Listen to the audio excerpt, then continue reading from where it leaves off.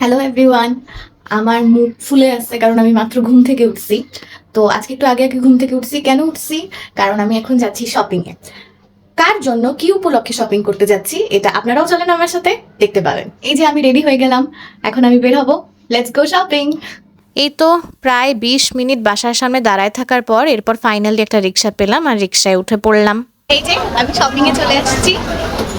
আমার বন্ধুর জন্মদিন। কত তারিখ বলো? 17 তারিখ, মানে আগামী পরশু দিন। তো ওকেই শপিং করে দেওয়ার জন্য আমি আসছি।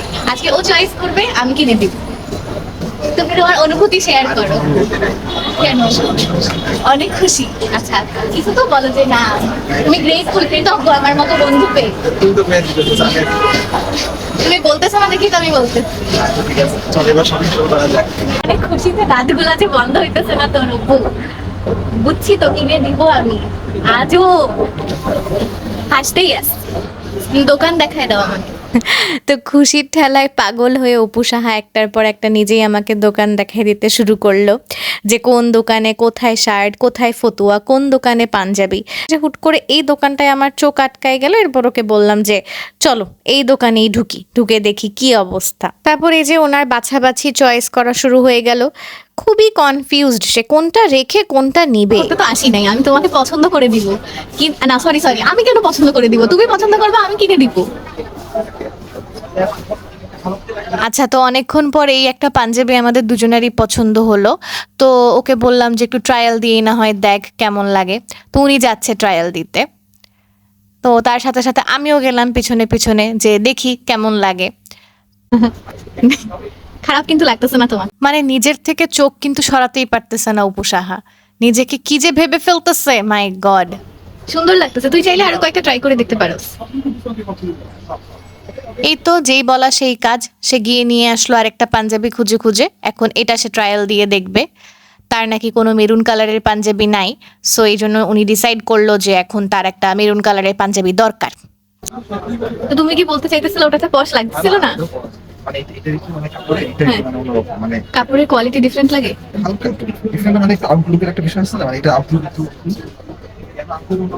বলতেছিলে আবার বলো। না না কিছু বলতেছি না, ঠিক আছে এটা সুন্দর হচ্ছে। এটা বেশি পছন্দ? এই তো সবই পছন্দ, এটাও পছন্দ এটাও পছন্দ, মন তো চাইতেছে সবই নিয়ে যায়। তোমার তো দেওয়ার কথা ছিল ইলিয়ানের পাঞ্জাবি, শেষ পর্যন্ত আসলে এইসব মিথ্যা, এগুলো মিথ্যা ইনফরমেশন, এইসব কথা বিশ্বাস করবেন না আপনারা। আমি কবে বলছি মিলিয়নের পাঞ্জাবি দিব? গতকালকেই। এটা তুমি চাইছো, আমি তো বলি নাই দিব। যাই হোক, আপাতত পাঞ্জাবি ট্রায়াল দিয়ে অপু সাহা নিজেকে নায়ক ভাবতেছে, যে যেই পাঞ্জাবি পড়তেছে সেই পাঞ্জাবিতেই নাকি তাকে সুন্দর লাগতেছে। এখন আসলে ভাবে সে কথা বলতে পারতেছে না।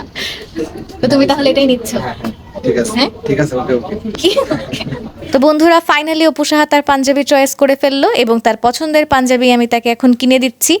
এইটা পরে তো মানে কি বলবো, নিজেকে তার নাকি অনেক পশ লাগছে, অনেক ক্লাসি লাগছে। প্লাস এই মেরুন পাঞ্জাবি নাকি সে আগে কখনো পরেও নাই, সো এটা তো কিনে দিতেই হয়, তাই না? এই নাও তোমার বার্থডে গিফট। তো কেমন অনুভূতি? ভালো করে দেখো, উল্টা সাইড দেখাইতেছে, ভালো করে দেখা। এখানে কি এমন দেখা যায়, দেখা যাচ্ছে এটা ভালোই দেখা যাইতেছে। তো এই পাঞ্জাবি পেয়ে তুমি কেমন বোধ করতেছো? তাহলে খুশি একটু জোরে বলো। প্রকাশ করা যাইতেছে না, এত খুশি। তার পাশে দোকানদাররা তাকায় আছে, এত এত খুশি কেন?